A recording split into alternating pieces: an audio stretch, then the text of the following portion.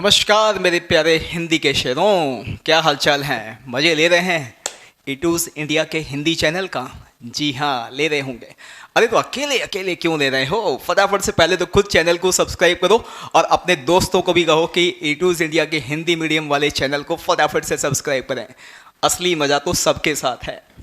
बच्चे, कोरोना काल में वैसे भी हमें पता है कि बाहर निकलना मना है, और बाहर निकलना मना है तो घर में ही रहना है। घर में ही रहना है तो फिर ये क्लियर है, ये समय उस व्यक्ति का ज़्यादा अच्छे से जल्दी से निकल सकता है और आराम से निकल सकता है जिसकी फैमिली में बहुत सारे मेंबर हो। तो हमारी ईटूज़ इंडिया के हिंदी चैनल वाली फैमिली को फटाफट से बहुत बड़ा बना दो, क्योंकि जैसा अभी भी कहा, असली मज़ा सबके साथ है। और फिर हमें ये भी तो प्रूव करना है कि हिंदी मीडियम वाले माइनॉरिटी में नहीं हैं, मेजॉरिटी में हैं। तो चलिए फटाफट से, जैसा कहा, चैनल को सब्सक्राइब करें और अपने यारों, दोस्तों, सभी चहेतों से कहो कि वो भी इस चैनल पे फटाफट से आएँ और फटाफट से सब्सक्राइब करके घंटी का बटन दबाना है, ठीक है, ताकि समय पे वीडियोस का मज़ा ले सकें।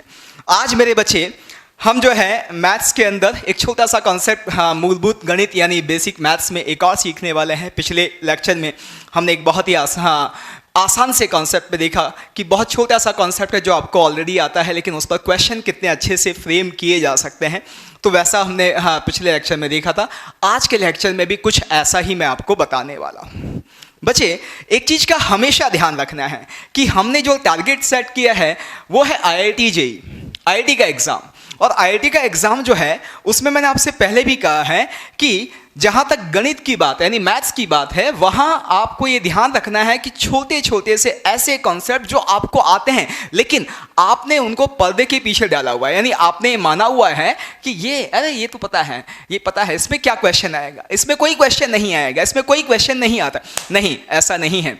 यदि हम यहाँ पर सही तरह से नहीं पढ़ेंगे, छोटे छोटे कॉन्सेप्ट पर जो बहुत अच्छी अच्छी चीज़ें फ्रेम होती हैं और अच्छे अच्छे क्वेश्चन फ्रेम करता है JEE, उन पर यदि हम ध्यान नहीं देंगे, उनको नज़रअंदाज करेंगे, तो भैया लगने वाली है बुरी तरह से। इस एग्ज़ाम को इतने हल्के में ना लें कि भैया, यहाँ एक चीज़ आपको मैं पहले भी कहा है और हमेशा कहता रहूँगा कि इस एग्ज़ाम का पैटर्न बाकी एग्ज़ाम से काफ़ी अलग है। यहाँ फिजिक्स, केमिस्ट्री, मैथ्स के अलावा आपका मेंटल टेम्परामेंट यानी आपकी मानसिक सुदृढ़ता जो है, या आपका जो एप्लीकेशन ऑफ माइंड है कि आप अपने दिमाग का कितना सही से इस्तेमाल करते हैं समय पर, वो सारी चीज़ें चेक की जाती हैं। और ये वाला जो पार्ट है ना, mental ability, mental temperament, mental aptitude, application of mind, ये सब मिलाकर जो साइकोलॉजिकल एक पार्ट है, ये आपके बाकी तीनों सब्जेक्ट से भारी है इस एग्ज़ाम में। सही तरह से नहीं पढ़ा ना तो दिक्कत हो जाएगी। मजदूरी नहीं करनी है। मजदूर क्या करता है? मजदूर करता है, दिन भर मेहनत करता है, बड़ी मुश्किल से एक छोटा सा अमाउंट उसको मिलता है। सरकार मजदूरों के लिए न्यूनतम मजदूरी भी फिक्स करती है, ये मैं बार बार बोलता हूँ, और वो न्यूनतम मजदूरी मिलती भी नहीं है। ऐसा ही कुछ JEE का एग्ज़ाम है। खाली मजदूरी यानी मेहनत करने से काम नहीं होता है, खाली हार्डवर्क से काम नहीं होगा। पता चला कि भैया हार्डवर्क तो हम बहुत कर रहे हैं, हम बहुत मेहनती हैं, और प्योर हिंदुस्तानी है, हिंदी है तो बिल्कुल हिंदी से बिलोंग करते हैं, प्योर हिंदुस्तानी है। हिंदुस्तानी जो है उसमें मेहनत का जज्बा तो होता ही है, तो यहाँ पे मेहनती बहुत हैं, लेकिन पता चला कि दिमाग लगाए बिना मेहनत कर रहे हैं, इस डायरेक्शन में जाना है, इसमें टारगेट यहाँ रखा हुआ है, हम मेहनत करके यहाँ जा रहे हैं। मिलान होने की जगह और दूरियां होती जाएंगी, दूरियां नहीं रखनी है, ठीक है। चलिए, तो वैसा ही कुछ आज सीखते हैं क्या कि जो एक्चुअल में JEE में छोटे छोटे से कॉन्सेप्ट जिनके बारे में आप बहुत अच्छे से जानते हैं, उन कॉन्सेप्ट पर कितने अच्छे अच्छे क्वेश्चन फ्रेम होते हैं और कितनी हमें वहाँ पर फोकस्ड होकर चीज़ों को करना होता है, ये ध्यान रखना है। एक कॉन्सेप्ट है डिविजिबिलिटी रूल, यानी कब कौन सा नंबर किससे विभाजित किया जा सकता है, ये रूल जो है ये आपको पता है। जैसा अब यहाँ फटाफट से इसको मैं वर्बली जो है यानी मुंह से मौखिक रूप से जो है आपको बता देता हूँ क्या कि कोई भी नंबर 2 से विभाजित कब किया जा सकता है। आप सबको पता है कि यदि वो नंबर सम है यानी एक इवन नंबर है तो उसको 2 से डिवाइड यानी विभाजित किया जा सकता है। 2 से वो डिविजिबल होगा नहीं होगा। इसी तरह से यानी और सम नंबर यानी सम संख्या का क्या मतलब है, इवन नंबर का क्या मतलब है कि उसकी आखिरी डिजिट पर एक इवन उसकी आखिरी पोजीशन पर एक इवन डिजिट होनी चाहिए, 0, 2, 4, 6, 8 में से कुछ एक होगा। ये आप सबको पता है। इसी तरह से मैं आपसे पूछूं कि भैया कोई नंबर n जो है वो 3 से कब डिविजिबल होगा, तो भी आप बता देंगे। आप सबको पता है सर 3 से विभाजित होने की जो कंडीशन है ना, वो कंडीशन है कि उस नंबर में जितनी भी डिजिट्स हैं उन सब का सम जो है, उन सब का जो योग है वो 3 से विभाजित होना चाहिए। यही होता है। तो आप सबको यहाँ फटाफट से इन रूल्स को यदि हम यहाँ पर हम बात करें तो मैं इसको डिविजिबिलिटी रूल,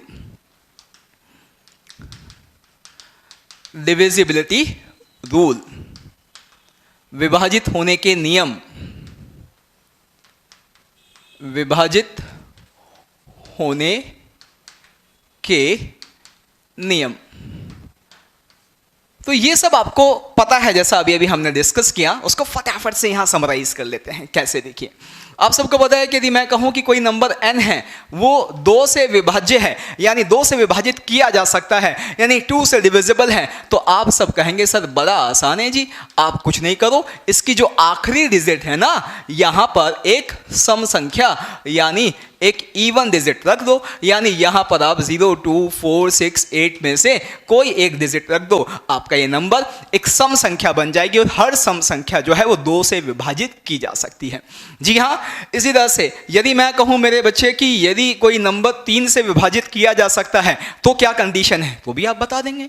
जैसा अभी अभी हमने बात करी कि सर 3 से विभाजित होने के लिए क्या है कि जितनी भी ये डिजिट्स है ना इन सब का योग जो है वो योग जो है वो 3 से विभाजित होना चाहिए। इस नंबर की जितनी भी डिजिट्स हैं उन सब का योग, ये माइनस नहीं है भैया, ये डिजिट्स हैं, ठीक है ना। ये नंबर की पहली डिजिट, ये दूसरी डिजिट, ये तीसरी डिजिट, ये आखिरी डिजिट, इन सब का जो योग होगा वो 3 से विभाजित होना चाहिए। 3 से विभाजित होना चाहिए यानी वो कुछ ऐसा होना चाहिए जहां k जो है वो एक प्राकृत संख्या है, k बिलोंग्स टू इंटीजर, यानी k एक प्राकृत संख्या है। प्राकृत संख्या बोलते हैं, क्या बोलते हैं इंटीजर्स को बताओ? पूर्णांक, ठीक है। प्राकृत संख्या नेचुरल नंबर, ठीक। तो ये देखिए यहाँ देखिए थोड़ी बहुत हाँ हिंदी जो है और इंग्लिश हम मिक्स करते रहेंगे ताकि कभी यदि इंग्लिश की चीजें आ जाएं आपके सामने तो आप उसको अच्छे से पहचान पाए, ठीक है। तो यहाँ पर हमें पता है बच्चे कि जहाँ नंबर के 3 से विभाजित होने की शर्त क्या है, नियम क्या है कि उसकी जितनी भी डिजिट्स हैं, जितनी भी उसकी संख्याएं हैं, उन संख्याओं का सहयोग जो है वो 3 से विभाजित होना चाहिए, 3 से विभाज्य होना चाहिए। इसका मतलब क्लियर है, वो कुछ ऐसी फॉर्म में होना चाहिए कि वो 3 का गुणांक हो, 3 का मल्टीपल हो। तो यहां पर आपको दिख रहा होगा कि यहां ऐसे केस में क्या हो जाएगा कि k यदि आपने 0 लिया तो 0 हो सकता है, k यदि आपने 1 लिया तो 3 हो सकता है, k को 2 लिया तो फिर ये क्या हो सकता है, ऑब्वियसली 6 हो सकता है। तो यहां पे हाँ ये इंटीजर मैंने लिखा है होगा, लेकिन ये क्या वही जैसा बोला था प्राकृत संख्या नहीं नेचुरल नंबर, क्यों? क्योंकि डिजिट्स कभी नेगेटिव नहीं होंगी, ठीक। लेकिन फिर भी मैंने इसको इसलिए लिखा है कि 3k में कभी यदि -6 आ जाए तो -6 भी 3 से विभाजित होता है, ये आपको पता होना चाहिए। लेकिन हम नंबर्स की बात कर रहे हैं, ठीक है। फिर इसी तरह से 3 की बात करते हैं। थर्ड वाला क्या कि ये भैया मैं कहूँ कि आपका नंबर जो है वो 4 से विभाजित हो, 4 से डिविजिबल हो, इसकी कंडीशन क्या है? तो आपको पता है कि सर इसकी शर्त बहुत आसान है, आपको कुछ नहीं करना। यदि 2 से डिविजिबल बनाना है तो आखिरी डिजिट को इवन बनाना है, और यदि यहां आपको 4 से विभाजित करना है तो जो आखिरी 2 डिजिट है ना, ये आखिरी 2 डिजिट जो है वो 4 से विभाजित होनी चाहिए। यानी क्या होना चाहिए? डिविजिबल बाय 4, यानी विभाज्य होना चाहिए, विभाजित होना चाहिए, विभाजित हो किससे? 4 से। ये ध्यान रखना है। 4 से विभाजित हो सकती है आखिरी 2 संख्याएं, आखिरी 2 डिजिट, तो फिर ये नंबर 4 से विभाजित होता है, ये आपको पता है। यानी यहां पर जैसे 2 और 4 आ जाए, चॉइस आ जाए, यहाँ पे चॉइस आ जाए तो इसका मतलब हाँ चॉइस डिवाइडेड बाय 4 कितना हो जाएगा? 6 आ गया, यानी चॉइस जो है वो 4 से विभाजित होता है। तो फिर आगे क्या रखा है इससे कोई लेना देना नहीं। यहाँ 4 और 0 आ जाए, 40 आ जाए, तो 40 4 से विभाजित होता है, तो फिर आगे क्या रखा हुआ उससे कोई लेना देना नहीं। आखिरी 2 डिजिट जो है वो 4 से डिविजिबल हो तो हमारा नंबर 4 से डिविजिबल हो जाता है, ठीक है। अब मेरे बच्चे इसी तरह से 5 का आप सबको पता है, बताने की जरूरत ही नहीं है कि सर आखिरी डिजिट जो है या तो 0 हो या 5 हो जाए। बिल्कुल सही है, आखिरी डिजिट 0 या 5, तो फिर नंबर 5 से डिविजिबल हो जाएगा। इसी तरह से यदि आपसे कहा जाए कि भैया नंबर 6 जानते हैं ना, 6 देखिए कोटा में यूपी और बिहार के काफ़ी बच्चे आते हैं, तो बिहार वाले बच्चे जो हैं वो 6 को 6 बोलते हैं, तो हम भी कई बार जो है साथ साथ उनके ट्यून्ड होते हैं और 6 निकालते हैं, ठीक है। तो यहाँ पर कोई भी नंबर 6 से यानी 6 से डिविजिबल हो, 6 से विभाजित हो जाए, तो फिर उसकी क्या कंडीशन है आप सबको पता है बहुत अच्छे से कि सर कुछ नहीं करना है कि ये जो भी नंबर है ये 2 और साथ ही साथ 3 दोनों से विभाजित होना चाहिए। यही होगा कि ये दोनों से विभाजित होना चाहिए। यहाँ पर 2 से भी होना चाहिए और 4 से भी होना चाहिए, सॉरी 6 से भी होना चाहिए। 2 से 6 से नहीं, 2 से और 3 से, दोनों से विभाजित होगा तो 2 गुना 3 6 बन जाएगा, यानी 6 से डिविजिबल हो जाएगा। इसका मतलब क्लियर है कि भैया फिर तो ये ऐसा होना चाहिए। 2 से विभाजित होने के लिए इसकी आखिरी डिजिट कैसी होनी चाहिए मेरे बच्चे? सम संख्या होनी चाहिए। और 3 से विभाजित होने के लिए क्या होना चाहिए? अभी अभी हमने बात करा क्या कि जितनी भी डिजिट्स हैं उन सब का योग जो है वो 3 से विभाजित होना चाहिए, यानी 3 से डिविजिबल होना चाहिए, यानी 3 का मल्टीपल होना चाहिए। ऐसा होना चाहिए। तो यहाँ पे आपको समझ में आ रहा है कि भैया 6 से डिविजिबिलिटी की कंडीशन ये होनी चाहिए। फिर आपसे कहा जाए कि बच्चे 8 से डिविजिबल, 7 का रूल हम नहीं लिख रहे हैं, थोड़ा सा अजीब सा है, लंबा है और काम नहीं आता है, इसलिए नहीं कर रहे हैं, ठीक है। यदि फिर भी यदि किसी को जरूरत हो तो 7 का बता देंगे, ऐसी बात नहीं है, होता है। और यहाँ 8 से डिविजिबल होने की शर्त काफ़ी कुछ वैसी है जैसे 2 और 4 की। 2 क्या कहता है कि आखिरी डिजिट इवन होनी चाहिए, आखिरी डिजिट जो है वो 2 से विभाजित होनी चाहिए। 4 क्या कहता है? आखिरी 2 डिजिट 4 से विभाजित होनी चाहिए। 8 कहता है कि भैया मेरी आखिरी 3 डिजिट जो है ना वो 4 से, वो 8 से विभाजित होनी चाहिए। क्या कि आखिरी 3 डिजिट जो हैं वो 8 से डिविजिबल बाय 8, यानी 8 से डिविजिबल बाय 8, 8 से विभाजित होनी चाहिए। डिविजिबल का मतलब विभाज्य है, तो यहां पर आपको ध्यान रखना है कि 8 से विभाजित हो, आखिरी 3 डिजिट डिविजिबल हो 8 से, यानी 8 का मल्टीपल हो, 8 का मल्टीपल हो, तो फिर क्लियर है ये नंबर 8 से डिविजिबल हो जाएगा। यानी जस्ट फॉर एन एग्जांपल मेरे बच्चे, यदि यहां पर मैं ये ले लेता हूं 008 आखिरी 3 डिजिट, आखिरी 3 डिजिट जो है, अब दिख रही है जो आखिरी 3 डिजिट मिला के जो नंबर बन रहा है वो नंबर 8 से डिविजिबल है, तो फिर हमें आगे के डिजिट्स क्या है इससे कोई मतलब नहीं है। पूरा का पूरा नंबर n जो होगा वो 8 से डिविजिबल यानी विभाजित होगा, ठीक है। इसी तरह से अगला रूल मेरे बच्चे 9 वाला देख लेते हैं। 9 वाला बिल्कुल वैसा ही है जैसा 3 वाला है। 3 वाला क्या कहते हैं कि भैया सभी जो डिजिट्स हैं, सभी संख्याएं हैं, उनका सम क्या होना चाहिए? वो 3 से विभाजित होना चाहिए। तो 9 वाला कहता है कि जितनी भी डिजिट्स हैं उन सब का सम, जितनी भी डिजिट्स हैं उन सब का सम कैसा होना चाहिए कि उन सब का सम 9 से विभाजित होना चाहिए, यानी वो 9 के जैसा होना चाहिए, जहां के वापस क्या है एक प्राकृत संख्या लें या इंटीजर लें यानी पूर्णांक लें, एक ही बात है।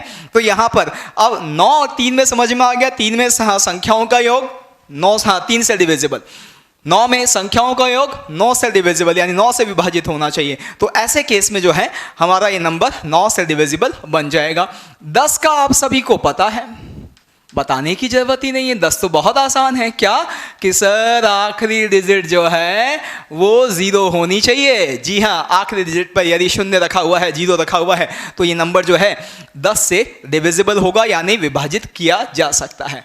आखिरी रूल देखते हैं, ये भी कई बार काम आता है, और वो है 11 से कोई नंबर यानी 11 से कब डिविजिबल होगा, यानी 11 से कब किसी नंबर को विभाजित किया जा सकता है।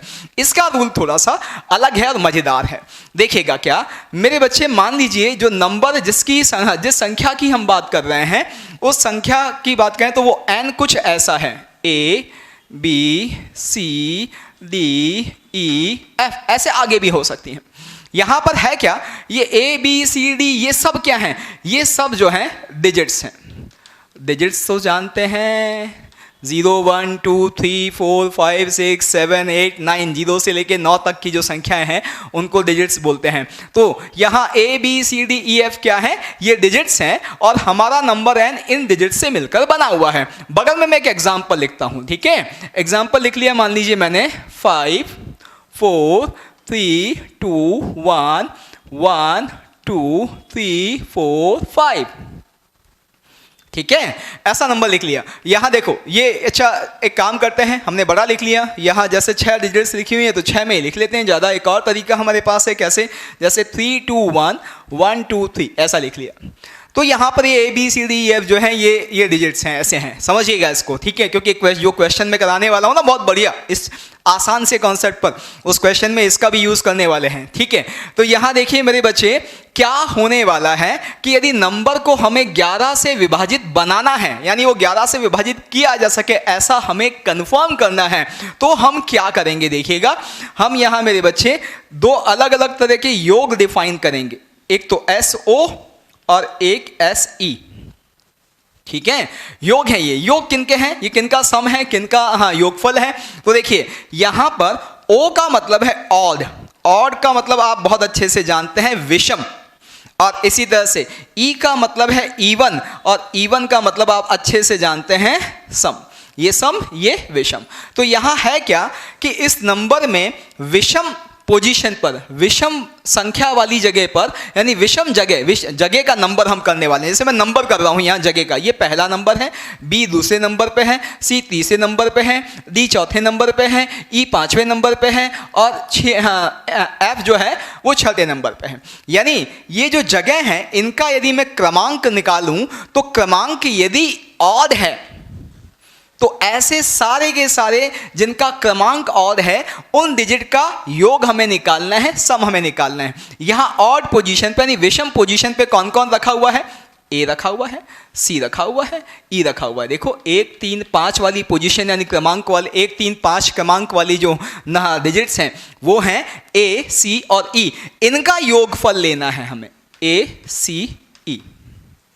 समझ में आया कि उस नंबर में विषम क्रमांक पर जो जो संख्याएं रखी हैं उनका योगफल निकालेंगे और वो उसे बोल देंगे SO, ठीक है। इसी तरह से मेरे बच्चे SE का मतलब, अब आप इतने समझदार तो सब हैं क्या कि समझ में आ गया सर, सम क्रमांक पर जो संख्याएं रखी हैं उनका योगफल, बिल्कुल सही। यहाँ सम पर क्या रखा हुआ है मेरे बच्चे, देखो सम पर रखा हुआ है B D F रखा हुआ है ना, 2 4 और 6 क्रमांक हैं इनके। तो फिर यहाँ इन 2 4 6 यानी सम क्रमांक वाले जो डिजिट्स हैं उनका सम हम ले लेते हैं, B + D + F। समझ में आया, आ गया ना। क्या करेंगे, नंबर में विषम क्रमांक पे जो डिजिट्स रखी हुई हैं उनका सम लेंगे, SO बना देंगे उनका योगफल। फिर सम क्रमांक पे जो डिजिट्स रखी हुई हैं उन संख्याओं का सम लेंगे और उसे SE बना देंगे। अब यदि नंबर हमारा n जो है वो 11 से विभाजित किया जा सकने वाला नंबर है तो फिर हमें क्या ध्यान रखना है कि हम यहाँ SO - SE निकालेंगे, यानी इन दोनों का डिफरेंस निकालेंगे, इन दोनों का अंतर निकालेंगे। यहाँ पर देखिए मैंने यहाँ मॉड लगाया हुआ है, यानी मापांक फलन यूज किया हुआ है, ठीक है। आप सबको मॉड्यूलस तो आता ही है। तो यहाँ मैं बात कर रहा हूँ एक्चुअली डिफरेंस की, डिफरेंस की जो भी ज़्यादा है उसमें से कम वाले को माइनस कर दो, और ऐसा करने के बाद यदि आपके पास यहाँ जो अंतर बचता है वो 11 से विभाजित किया जा सकने वाला है, यानी वो अंतर कैसा कैसा हो सकता है, 0 11 इसी तरह से 22 33, यानी ऐसे नंबर्स जो 11 से विभाजित किए जा सकते हैं वो यहाँ अंतर में आ जाएं तो हमारा नंबर n 11 से विभाजित किया जा सकने वाला नंबर होगा। समझ में आया। तो 11 से विभाजित किया जा सकने का नियम यानी रूल क्या कि आप उस नंबर के सम क्रमांक पे जो संख्याएं रखी हैं उनका योग निकालो, SE लिख दो, और उसी नंबर में विषम क्रमांक पे जो संख्याएं रखी हुई हैं उनका सम निकालो यानी उनका योग निकालो, SO रख दो। इन दोनों का SO और SE का अंतर यदि 11 का मल्टीपल आ जाए यानी 11 से विभाजित किया जा सकने वाला नंबर आ जाए तो फिर हमारा नंबर n जो है वो 11 से डिविजिबल होगा। आप चाहें तो चेक कर सकते हैं, मैंने बगल में एक एग्जाम्पल लिया हुआ है, एक उदाहरण लिया हुआ है।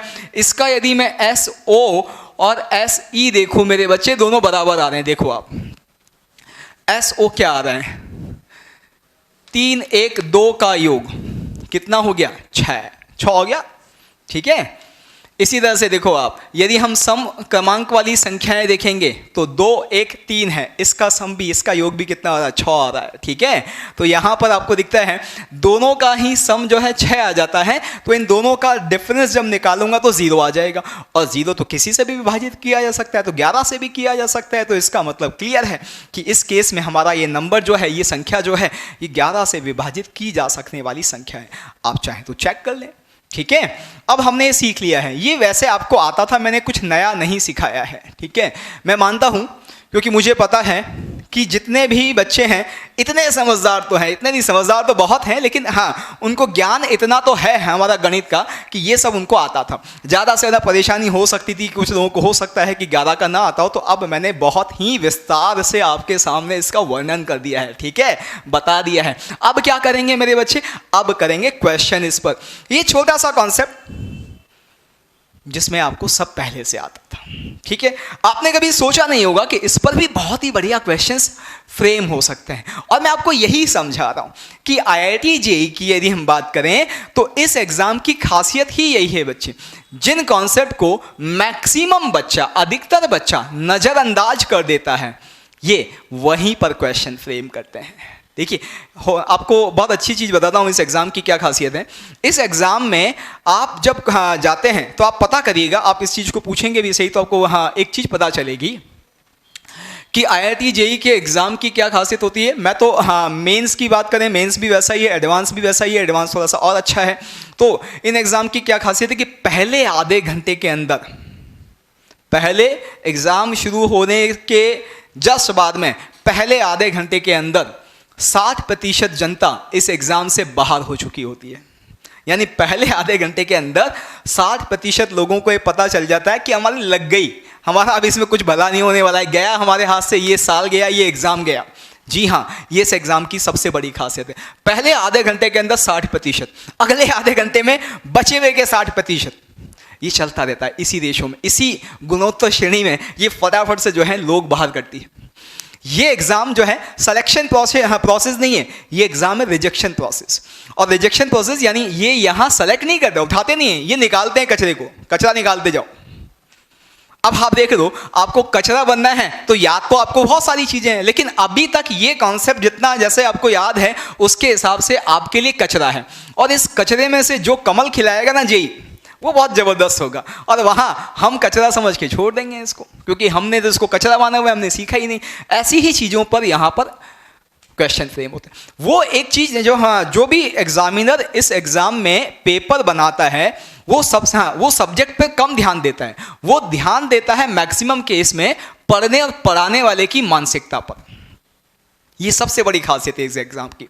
वो ये बहुत अच्छे से जानते हैं कि बच्चा कहाँ कहाँ गड़बड़ करता है, बच्चा क्या क्या गलती कर सकता है, बच्चा क्या क्या मैं ऐसा लिखूंगा तो वो क्या क्या सोच सकता है, उसको कैसे पढ़ाया गया होगा, और उसने उस पढ़ाए गए से जो निचोड़ खुद से निकाला होगा वो निचोड़ क्या होगा। ये सारी चीज़ें जो हैं वो बड़ी मज़ेदार हैं। और ये जब क्वेश्चन बना रहे होते हैं ना, ऐसी ही चीज़ों पे बनाते हैं। उनको बहुत अच्छे से पता है कि आप कहाँ गड़बड़ करने वाले हो। जब आपको आपके टीचर ने पढ़ाया है तो आपने उसका क्या अपने से निचोड़ निकाला है, तो वो उस निचोड़ को बहुत मज़े लेते हैं उसमें वो नमक मिर्ची सब हाँ डाल के जो उसका बढ़िया सा जूस बनाते हैं ना, जिसको पहला हाँ घूंट पीते ही जो है छोड़ने का मन करता है, उल्टी आ जाती है अच्छे की। ठीक है, तो वही ये एग्ज़ाम है। चलिए हम एक आसान से कॉन्सेप्ट पर एक बढ़िया क्वेश्चन लिखते हैं। लिखिए, माना एक नंबर n है, माना एक नंबर n है, और नंबर n क्या है देखिएगा,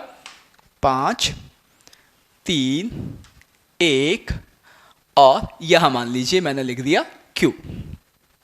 ठीक, इसी तरह से यहां मैंने लिखा मेरे बच्चे यहाँ P और 0 2 4। ठीक, मैंने एक नंबर n लिख दिया, और नंबर n क्या है, 5P 3 0 1 2 Q। और यहाँ ये बोला हुआ है कि P और Q क्या है, कि P और Q डिजिट्स हैं जो 0 1 2 3 4 से लेके कहाँ तक हो सकती हैं, 9 तक हो सकती हैं। ठीक, ये हमारा P और Q डिजिट्स का, P और Q के जो हाँ संभावना है वो संभावनाएं लिख दी। अब आपको क्या बताना है, अब देखिए यहाँ तो P कॉमा Q के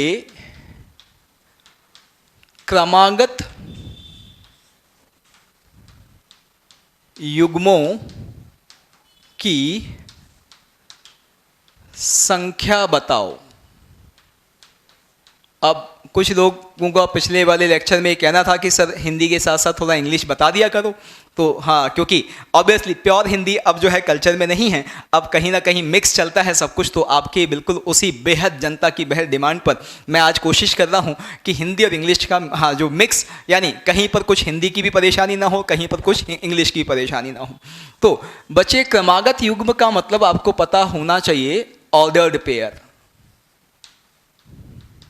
ठीक है, ऑर्डर्ड पेयर का क्या मतलब है ये आपको पता होना चाहिए। क्या कि यदि मैं कभी 2,3 और 3,2 की बात करूं तो ये दो संख्याओं के युग्म है और ये क्रमागत युग्म है। इन क्रमागत युग्म में क्या है कि 2 और 3 का जो क्रम है लिखने का वो हमारे लिए यहाँ पर महत्वपूर्ण है, वो काम का है। तो जैसे हमने पहले 2-3 लिखा, फिर 3-2 लिखा, यानी एक बार बढ़ते हुए क्रम में लिखा, एक बार घटते हुए क्रम में लिखा, तो हमारे लिए ये क्रम जो है ये महत्वपूर्ण है। इन दोनों को हम अलग अलग ही काउंट करेंगे। ऐसा नहीं कि इन दोनों में 2 और 3 दो ही नंबर हैं तो एक काउंट कर लें, अलग अलग काउंट करेंगे।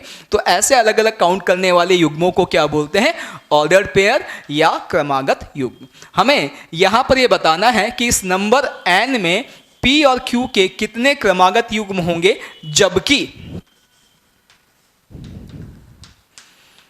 n, पहला क्वेश्चन ये है कि n जो है 8 से विभाजित किया जा सकता है।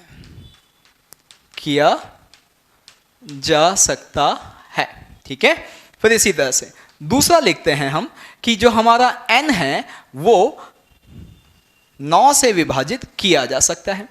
तीसरा क्वेश्चन लिखते हैं मेरे बच्चे कि हमारा ये नंबर n जो है वो 44 से विभाजित किया जा सकता है।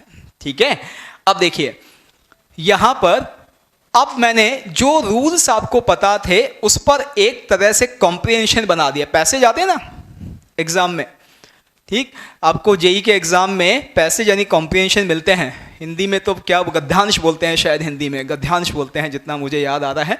ठीक है, समय हो गया थोड़ा हिंदी के साथ, लेकिन हाँ भूले नहीं हैं। थोड़ी वो चीज़ें जो हैं वो एकदम से लिखने में और हाँ बोलने में गड़बड़ हो सकती है, लेकिन याद काफ़ी कुछ है।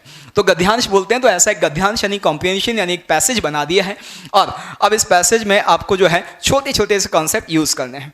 अब मैं पूछ रहा हूँ कि आप मुझे P और Q के कितने क्रमागत युग्म हो सकते हैं, यानी कितने ऑर्डर्ड पेयर हो सकते हैं, ये बताओ। जबकि पहला क्वेश्चन क्या है कि हमारा नंबर n जो है वो 8 से विभाजित किया जा सकने वाला नंबर है।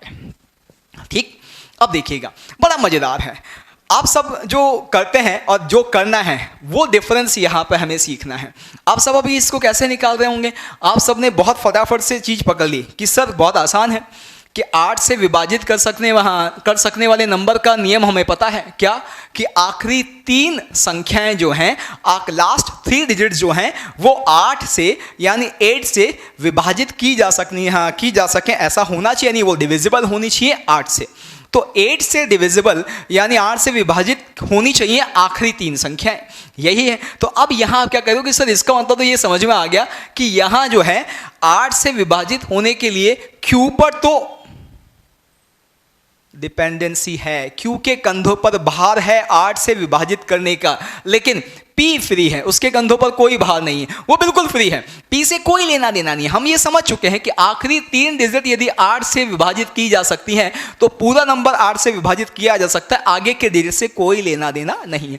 यानी P तो कुछ भी ले सकते हैं, जी हाँ P बिल्कुल कुछ भी ले सकते हैं। तो फिर Q जो है वो हमें निकालना है यहाँ पर। तो चलिए पहले क्वेश्चन का हम हल निकालते हैं, सोल्यूशन करते हैं पहले क्वेश्चन का।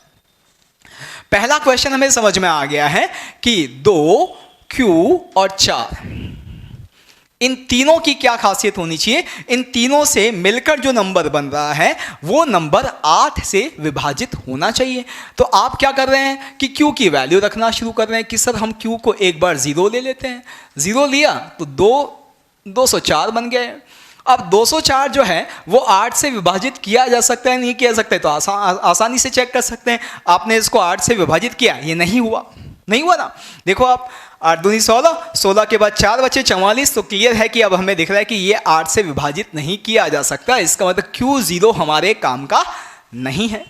फिर मेरे बच्चे Q को आपने ऐसे ही 1 रखा तो 214 बन गया, ये भी विभाजित नहीं हो रहा है, नहीं हो रहा है। इसी तरह से यदि यहाँ Q को आपने 2 रखा तो आपको समझ में आ गया कि ये बन गया 224, और अब आपको दिख रहा है कि ये 8 से विभाजित हो रहा है।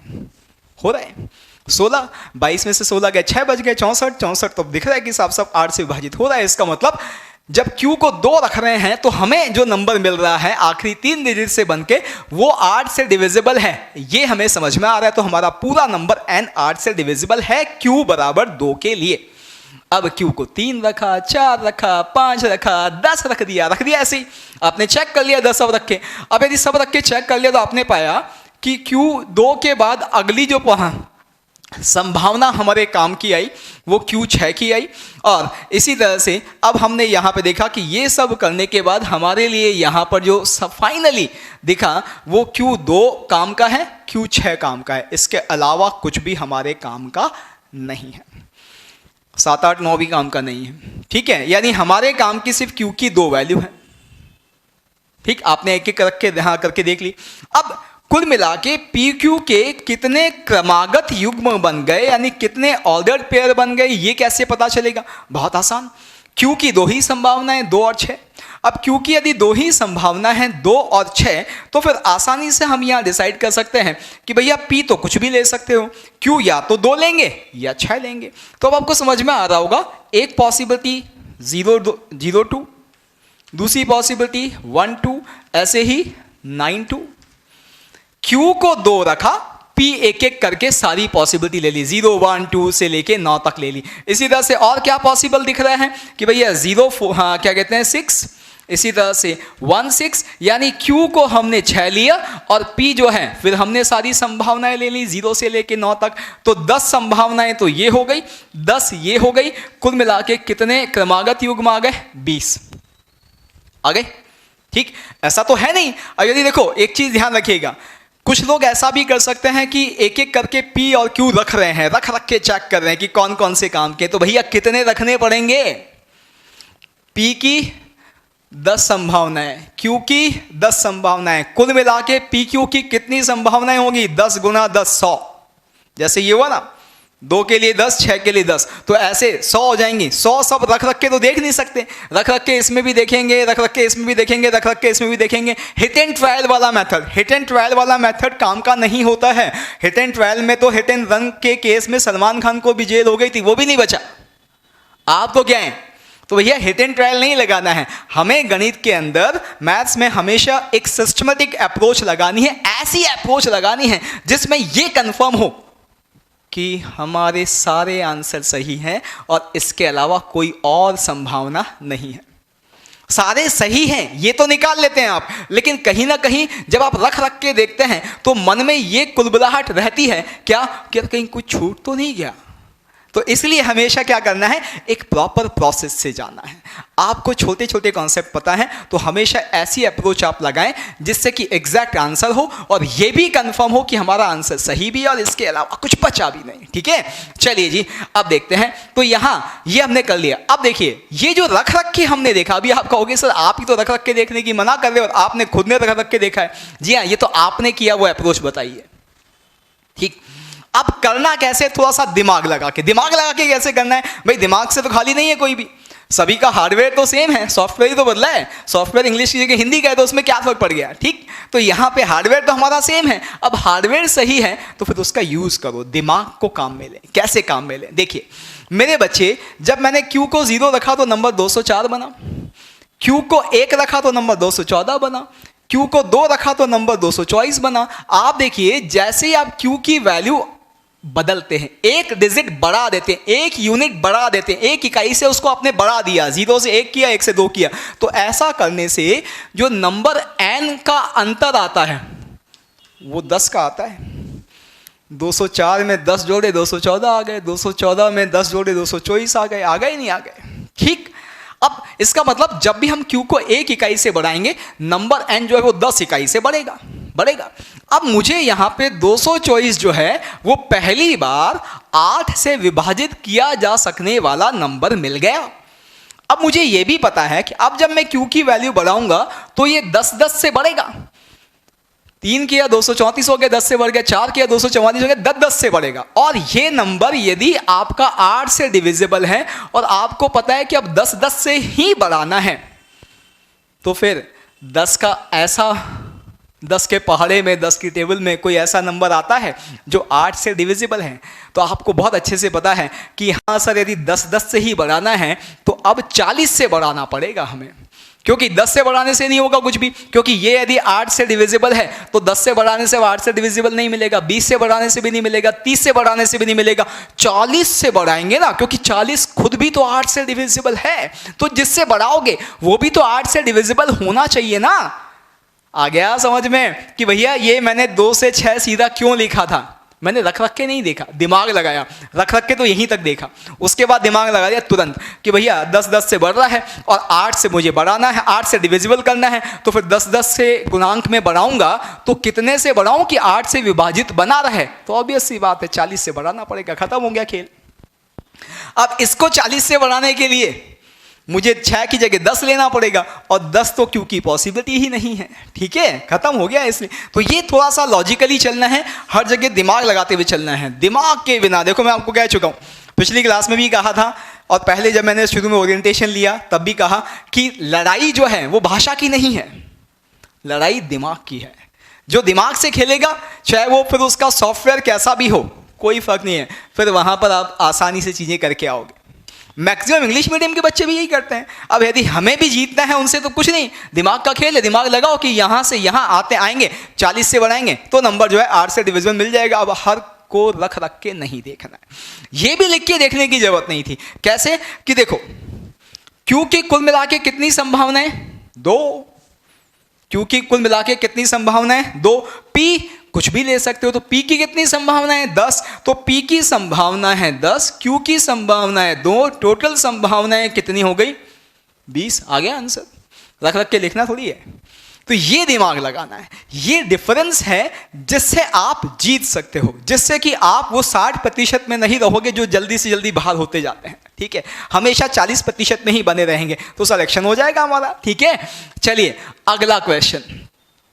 अब इसका अगला क्वेश्चन क्या है मेरे बच्चे, देखो अगला क्वेश्चन कहता है कि भैया आप हमें P और Q के क्रमागत युग्म यानी ऑर्डर पेयर बताओ जबकि नंबर 9 से विभाजित किया जा सकता है। चलिए जी, 9 से विभाजित करने की कंडीशन तो आपको पता है क्या, कि जितनी भी डिजिट्स हैं हमारे इस नंबर में उन सब का योग जो है वो 9 से विभाजित होना चाहिए। तो लीजिए इनका योग निकाल लेते हैं, 5 + P + 3 + 0 + 1 + 2 + यहाँ पर Q + 4, ये सब मिलके क्या बन गए देखो आप देखो ये बन गया मेरे बच्चे 8, 9, 9 और 6 15, 15 + P + Q बन गया। अब देखो मैं आपको वो चीज़ सिखा रहा हूँ जिसमें आपको ध्यान रखना है, रख के नहीं देखना है। हिट एंड ट्रायल करने में तो हमें पता है कि 100 संभावनाएं हो गई, 10 इसकी गुना किया तो 100 आ गई। 100 पॉसिबिलिटीज़ को एक एक करके रख के देखना एग्जामिनेशन हॉल में तो संभव नहीं है। तो फिर अब हमें क्या करना पड़ेगा, कोई एक एल्गोरिथम यानी कोई एक प्रोसेस हमें लगाना है जिससे कि हमारा आंसर सही भी आए और ये भी कंफर्म हो कि इसके अलावा कोई संभावना नहीं है। तो हम उसी प्रोसेस को सीख रहे हैं। हमें पता है कि 9 से विभाजित कोई नंबर यदि होता है तो उसकी संख्याओं का योग जो है वो 9 से विभाजित होना चाहिए। तो यहाँ मैंने सारी डिजिट्स का सम निकाल लिया और ये मुझे 9 से विभाजित चाहिए, यानी कुछ 9K जैसा चाहिए, ठीक है। तो अब यहां पर आपका 9 का गुणज चाहिए, तो अब यहां पर क्या होगा बताओ कि 9 का गुणज होने के लिए अब आपको यहां पे क्या क्या संभावना है कि भैया ये 0 हो सकता है, 9 हो सकता है, 18 हो सकता है, 27 हो सकता है, 36 हो सकता है, ऐसे। अब आपको सर ये तो लग गई, कहाँ लगेंगे, अरे नहीं भैया लगी नहीं, डरना नहीं, ये तो संभावनाएं लिखी है हमने कि 9K का क्या मतलब है ये लिखा है मैंने। अब आप देखो यहां पर मजेदार चीज आपको समझ में आएगी कि 0 नहीं हो सकता जी, 9 नहीं हो सकता जी। क्यों नहीं हो सकता भैया, 15 + P + Q है, P और Q दोनों अपनी कम से कम वैल्यू ले लें, 0 बन जाएं तो भी ये सम तो 15 तो होना ही है मिनिमम, तो 15 से कम की संभावना तो खत्म हो गई ना खत्म। फिर इसके बाद P और Q दोनों को अधिकतम बना दो 9, P भी 9 Q भी 9, ये मिलके क्या बन गए 18। 18 और 15 कितने हो गए 33। 33 का मतलब अब क्लियर है कि 33 से ज्यादा भी नहीं हो सकता। इसका मतलब ये समझ में आ रहा है कि ना तो ये 15 से कम हो सकता है, ना ये 33 से ज्यादा हो सकता है। हमने एक बार इसको इन दोनों को सबसे कम रख दिया 0 0 तो 15 निकल के आया, एक बार इन दोनों को सबसे ज्यादा रख दिया 9 9 तो 33 निकल के आया। तो इसको तो समझ में आया कि ना 15 से कम होगा ना 33 से ज्यादा होगा। तो 15 से कम वाली संभावनाएं खत्म कर दी, 33 से ज्यादा वाली संभावनाएं खत्म कर दो, आगे की सब खत्म हो गया। इसका मतलब दो ही संभावना बची, कौन कौन सी 18 और 27। बस खेल खत्म, पैसा हजम। कैसे देखिए, हम पहले ले लेते हैं कि भैया ये 18 है, तो 15 प्लस P प्लस Q को हमने 18 लिया, तो ऐसे केस में मेरे बच्चे P प्लस Q कितना आ गया 3 आ गया। P और Q का योग जो है वो 3 होना चाहिए। तो लिखो P और Q के क्रमागत युग्म लिखने अब बहुत आसान हो गया। कैसे भैया, P और Q का योग हमें 3 रखना है ना, तो P को मिनिमम और Q को मैक्सिमम से शुरू कर देते हैं कि P को 0 लिया, सम यदि 3 रखना है तो Q को 3 बना लेते हैं। कुछ नहीं किया, P को 0 लिया, P प्लस Q 3 है, Q 3 हो गया। अब आप देखो, अच्छा ऐसा हो गया तो अब कुछ नहीं करना है, अब P को 1 इकाई से बढ़ाते जाओ, Q को 1 इकाई से कम करते जाओ, दोनों का योग फिक्स रहेगा, आपके पास सारे पेयर आ जाएंगे। 1 2 2 1 3 0, लीजिए ये आ गया, खत्म। यानी इस वाले केस में 4 क्रमागत युग्म मिलने वाले हैं, 4 ऑर्डर्ड पेयर्स मिलने वाले हैं। इस वाले केस में क्या होगा मेरे बच्चे, अब कौन सा है, ये 27 वाला लिया था, अब 36 वाला ले लेते हैं, ठीक है। तो P प्लस Q, सॉरी हमने ये 18 वाला लिया था और ये 27 वाला ले लेते हैं, 36 तो होगा ही नहीं। तो यहाँ पे हमने क्या किया, इसे 18 वाला केस बना दिया। अब 27 वाला लेते हैं, तो P प्लस Q प्लस 15 यदि 27 के बराबर है तो P प्लस Q 12 आ गया। अब P प्लस Q 12 है मेरे बच्चे, तो P और Q के क्रमागत युग्म यानी ऑर्डर्ड पेयर लिख सकते हैं। योग हमें 12 रखना है, ठीक। तो यहां मैं क्या करता हूं, P को मैक्सिमम लेता हूं 9, अब योग जो है 12 है, तो Q कितना बन गया 3 बन गया, ठीक। अब क्या करें, कुछ नहीं, एक को कम करते हैं, एक को ज़्यादा करते हैं। तो यहाँ 9 3, इसी तरह से फिर 8 4, इसी तरह से 7 5, इसी तरह से 6 6 यानी 6 6, और इसी तरह से यहाँ पर अब आपके पास 5 7 और फिर 4 8, और फिर यहाँ पर एक और आ जाता है 3 9। कितने हो गए, 1 2 3 4 5 6 7, 4 यहाँ मिले, 7 यहाँ मिले, कुल मिला के कितने मिल गए जी 11। कुछ बचा क्या, नहीं बचा, कंफर्म है। हमने बिल्कुल सही से, सही प्रोसेस से, सही गणना से काम किया है, सही लॉजिक से काम किया है, तो कुछ छूटा नहीं है, रख रख के देखने की जरूरत नहीं है। अब कुछ नहीं बचा है, हम पूरे प्रोसेस से गए हैं, सारी संभावनाएं तलाश ली हैं कि क्या क्या हो सकती थी, जो नहीं हो सकती थी वो हमने क्रॉस कर दी हैं, और अपने आप ही हमारे पास बिल्कुल सटीक और सही और हर तरह से एक्यूरेट आंसर आ गया। प्रोसेस पे ध्यान देना है, प्रोसेस लॉजिक को सीखना है, यही मैं आपको समझाने की कोशिश कर रहा हूं। गणित सीखनी है, पढ़नी नहीं है, ठीक है। अगला आखिरी बहुत मजेदार है। अब 44 वाला जो है ना, इसमें मैंने आपके सारे दिमाग के ढक्कन खोलने की कोशिश की ताकि अब ढक्कन ना रहें, ठीक। यहां देखो, क्या देखो मेरे बच्चे, अब आपसे पूछा है कि भैया नंबर n जो है वो 44 से यदि विभाजित किया जा सकता है तो P और Q के क्रमागत युग्मों का नंबर बता दो। चलिए देखिए, यहां पे तीसरा वाला कैसे, 44 से कब कोई नंबर डिविजिबल है। अब आप कहोगे सर 44 का तो आपने कोई नियम बताया ही नहीं, आप तो 11 पे खत्म हो लिए थे, आपका तो 11 में लग गया, बस इसके आगे तो आप बढ़े ही नहीं। भैया मैंने 6 का बताया आपको, 6 का कैसे बताया कि भाई 6 जो है वो 2 गुना 3 है। 6 क्या है, 2 गुना 3 है। तो मैंने क्या कहा कि भैया 2 से भी विभाजित हो जाए, 3 से भी हो जाए, तो फिर अपने आप ही 6 से हो गया। तो वही यहां भी लगा दो। कैसे कि भैया 44 का क्या मतलब है, 11 गुना 4, यही है ना, 4 मल्टीप्लाइड बाय 11। तो अब क्या है कि यदि हमारा नंबर 11 और 4 दोनों से विभाजित किया जा सकता है तो 44 से तो हो गया अपने आप, यानी 4 और 11 दोनों से डिविजिबल बनाना है। अब दोनों से डिविजिबल बनाने का क्या तरीका है वो तो आपने सीखा हुआ है। अब उसमें आता है कि दोनों से बनाना है तो पहले किससे बनाएं, 4 से या 11 से? पहले कौन सा काम करना चाहिए? देखिए, पहले कौन सा काम करना चाहिए, ये बड़ा मजेदार क्वेश्चन है। हम करते क्या, हमें करना क्या चाहिए और हम करते क्या हैं, ये एक लाइफ का बहुत बड़ा फंडा है, जिंदगी का फंडा है कि हमेशा जो है पहले उस काम को करो जो आसान हो और फिर थोड़े से टफ काम की तरफ जाओ। क्योंकि जैसे मैं एग्जाम की ही बात करूं, हम यदि शुरू में ही ऐसे खतरनाक से क्वेश्चन उठा लें और हमसे हो रहे हैं नहीं हो रहे हैं ये अलग की बात, पता चला हो नहीं हुए तो वैसे लग गई, पता चला हो तो गए लेकिन समय बहुत बर्बाद हो गया हमारा भैया। जो है पहले ही आसपास की पड़ोस वाले तो जो हैं वो पहले आधे घंटे में 10-10 क्वेश्चन करके बैठे हैं और हमसे तो एक ही हुआ है। अब हमसे एक ही छुआ है तो फिर तो लग गई ना हमारी, हम तो प्रेशर में आ गए। तो ध्यान रखना है, पहले हमेशा आसान काम करें। एग्जाम में भी आप हमेशा जब पेपर कर रहे हो तो पहले उस विषय को, उस सब्जेक्ट को उठाओ जिसमें आपको लगता है कि आप कंफर्टेबल हैं, जिसमें जल्दी से जल्दी आपके ज़्यादा से ज़्यादा नंबर आते हैं। क्योंकि भरी हुई जेब जो है वो कॉन्फिडेंट बना देती है बंदे को। जिसकी जेब भरी हुई होती है ना, उसका चलने का अंदाज ही अलग होता है, और उसका चलने का अंदाज ही अलग होता है, चाहे उसने कपड़े कैसे ही पहने क्यों ना हो। आपने देखा होगा बड़े बड़े जो क्या कहते हैं करोड़पति, अरबपति हैं, वो नेकर बनियान में ही घूम लेते हैं, लेकिन उनका चलने का अंदाज बता रहा होता है कि भैया ये फैशन में घूम रहे हैं तो ये मज़ेदार, इनके पास सब भरा हुआ है। तो ये ध्यान रखना है, जेब जिसकी भरी होती है उसका अंदाज अलग होता है, उसका कॉन्फिडेंस लेवल अलग होता है।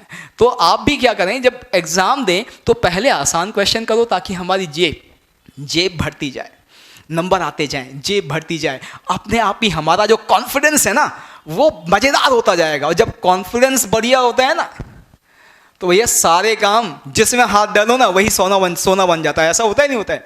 आज मुकेश अंबानी कहीं भी किसी भी बिजनेस में हाथ रख दे, चल जाता है भैया।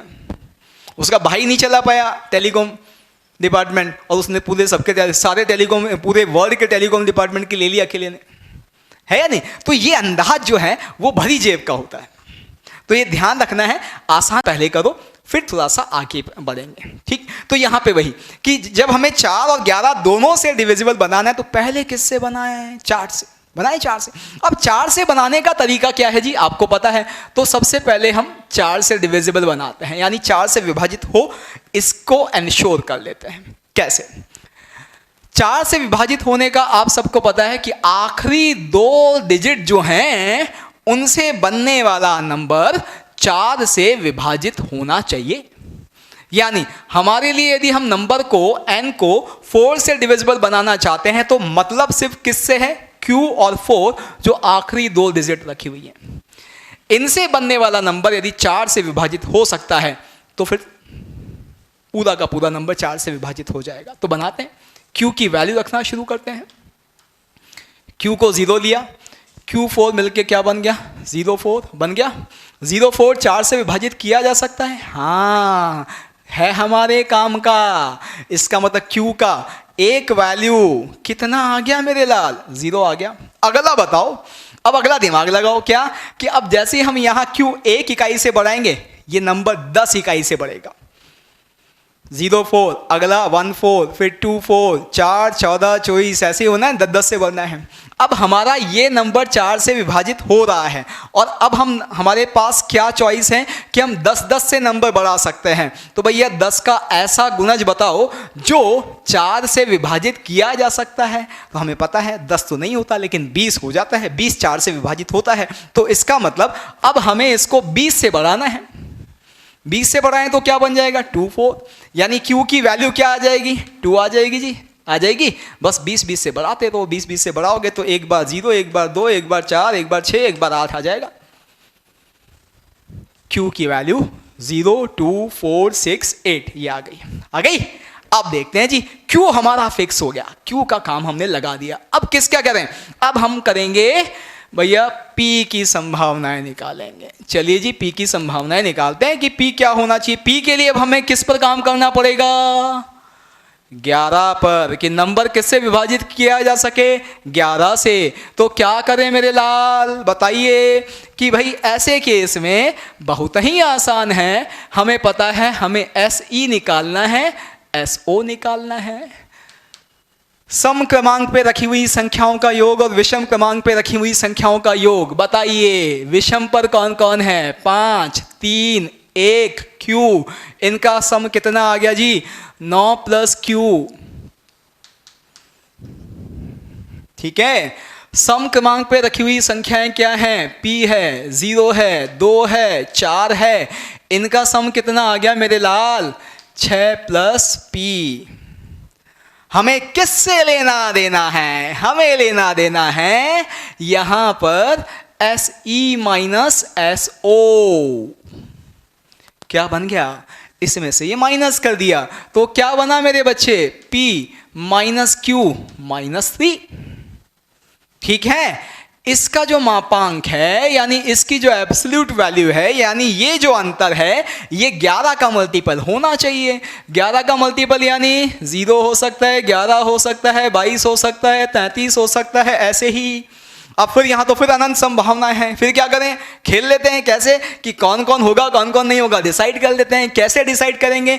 देखिए मेरे लाल, आप इसको यहां देखो तो क्या लिख सकते हो? P - Q। P - Q का अधिकतम मान कब होगा?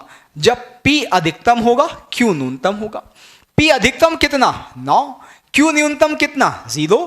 तो 9 - 0 9 बन गया। 9 - 3 कितना बन गया? 6 बन गया। यानी यहां हमें दिख रहा है कि इसकी जो अब यहां पे वैल्यू जो हो सकती है वो 6 हो सकती है। ठीक है, एक तो ठीक। फिर इसके बाद यहां पर हमें क्या समझ में आया कि ये जो डिफरेंस है, जब P - Q को हम सबसे ज्यादा बना रहे हैं, उस केस में इस पूरे डिफरेंस का जो मान आ रहा है वो 6 आ रहा है। जब P - Q को हम सबसे कम बना दें, सबसे कम कैसे बनाओगे? कि भैया P को सबसे कम ले लो, Q को सबसे ज्यादा ले लो। P को सबसे कम लिया तो 0 आ गया, Q को सबसे ज्यादा लिया तो 9 आ गया। -9 - 3 - 12। यानी ये जो अंदर की वैल्यू है ना, ये अंदर की वैल्यू -12 से लेके 6 चल रही है। -12 से 6। अब -12 से 6 चल रही है तो आपको समझ में आ गया कि भैया इसका यदि हम मॉड लेंगे -12 से 6 का, तो हमारे काम की कौन कौन सी वैल्यू आएंगी? यहां 11 का मल्टीपल चाहिए तो हमारे काम की दिख रही है 2 ही वैल्यू है, -11 और 0। -12 से लेके 6 में 11 के मल्टीपल कौन कौन से हैं? -11 है और 0 है। तो एक बार इसको -11 बना देते हैं, एक बार इसको 0 बना देते हैं, खत्म हो गया खेल। लीजिए, एक बार इसको 0 बना दिया, 0 बनाया तो मेरे बच्चे P - Q - 3 0 हो गया। यानी P - Q की वैल्यू कितनी आ गई? 3 आ गई। लिखो जी क्रमागत युग्म। ध्यान रखिएगा, क्या Q हम पहले ही फिक्स कर चुके हैं, तो Q का मान पहले लो क्योंकि ये फिक्स हो चुका है। P उसके हिसाब से डिसाइड कर लेंगे। लीजिए, Q को 0 लिया, Q 0 लिया, P कितना आ गया? 3। यानी पहला क्रमागत युग्म 3, 0। ठीक। फिर Q को लिया 2, Q को 2 लेंगे तो P कितना आ जाएगा मेरे लाल? 5 आ गया जी। तो फिर अगला आ गया 5, 2। Q को लेते हैं फिर 4, इसको 4 लिया तो ये जनाब क्या बन गए? 7। यानी ये आ गया 7, 4। अब लीजिए Q को 6 लिया जी, 6 लिया तो कितना आ गया? यदि Q को 6 लिया तो P 9 आ गया। तो इसका मतलब यहां आपके पास 9, 6 आ गया। ठीक। अब इसके बाद यहां पर 8 लेंगे तो फिर संभावना P की 11 हो जाएगी, और 11 हो नहीं सकता। क्यों? क्योंकि ये तो 9 तक ही जा सकता है। चलिए, तो ये हमारे पास पहला आ गया। अब हमने मेरे बच्चे इसको क्या बनाया? -11 बना दिया। ठीक। इस अंदर वाली वैल्यू को -11 बना दें, या पूरे मॉड को क्या बना दें? 11 बना दें, बात एक ही है। तो P - Q - 3 को हमने -11 ले लिया। ऐसा करने से हमारे पास P - Q की वैल्यू कितनी आ गई? -8 आ गई। यानी एक तरह से Q - P कितना आ गया? 8 आ गया। आ गया मेरे बच्चे। Q को फिक्स करते हैं क्योंकि वो फिक्स है। P निकाल लेते हैं। Q 0 रखें तो P नेगेटिव आएगा, पॉसिबल नहीं है। Q को 6 रखें तो भी P नेगेटिव आ रहा है, कोई संभावना नहीं है। Q को 8 ले लें, Q को 8 ले लें तो P 0 आ जाता है। तो एक यहाँ पर एक अकेला क्रमागत युग्म में मिलेगा क्या, Q को 8 ले लो, P को 0 ले लो। लीजिए अब फिर देखो, पूरे प्रोसेस से चले हैं, पूरे प्रोसेस से चलें, कुछ नहीं छूटा है और जो आया है वो सही आया है, हिट एंड ट्रायल नहीं है। तो यही ध्यान रखना है, प्रोसेस प्रॉपर लगाएं और आंसर निकालें तो अपने आप इतने, देखिए यहाँ से क्या चीज़ सबसे मज़ेदार क्या होता है, आपके दिमाग में आ सकता है हिट एंड ट्रायल से भी हम आंसर निकाल लेंगे, लेकिन हिट एंड ट्रायल में समय लगेगा, फिर कहीं ना कहीं डाउट रहेगा, कुछ छूट ना गया हो। तो हम जो है उससे, हाँ नंबर तो मिल जाएंगे, हो सकता है सही हो नंबर मिल जाए, लेकिन कहीं कॉन्फिडेंस हमारे अंदर नहीं आएगा। और यदि हम पूरे प्रोसेस से जाएंगे तो आंसर सही होने की संभावनाएं बहुत ज़्यादा होंगी, तो हमारा कॉन्फिडेंस लेवल अपने आप ही बढ़ जाएगा। और फिर वही कहा, जेब भरी कॉन्फिडेंस लेवल बढ़ा, बस लग गया काम, तो अपने आप बनना शुरू हो जाता है। तो बस ऐसे ही है। तो यहाँ कुल मिला के कितने पेयर आ गए मेरे बच्चे, 4 और 1 5, तो इसका आंसर 5। चलिए इस वीडियो को दोबारा देखिएगा ताकि ये चीज़ समझ में आए, और आपको फिर यही समझाने की कोशिश है कि छोटे छोटे कॉन्सेप्ट पर बहुत मज़ेदार क्वेश्चंस बन सकते हैं, और यही IIT JEE का नाम है, यही IIT JEE है। और हमें ये ध्यान रखना है कि हमें उस 60% में नहीं रहना है, हमें हमेशा 40% में रहना है। हम सब नहीं हैं, हम हैं, अलग हैं। सब और हम का डिफरेंस जो है, वो अंतर जो है, वो हमें बना के रखना है। फिर वही लड़ाई दिमाग की है, दिमाग से खेलो, भूल जाओ हिंदी इंग्लिश सब आप जो है मज़ेदार कर सकते हैं। चलिए अगले लेक्चर में मिलेंगे आपके साथ एक बार फिर, और इसको एंजॉय करें। जैसा शुरू में कहा था, फटाफट से चैनल को सब्सक्राइब करें, बाकी अपने दोस्तों को भी बुलाएं ताकि हम सब मिलकर एंजॉय कर पाएं। All the best.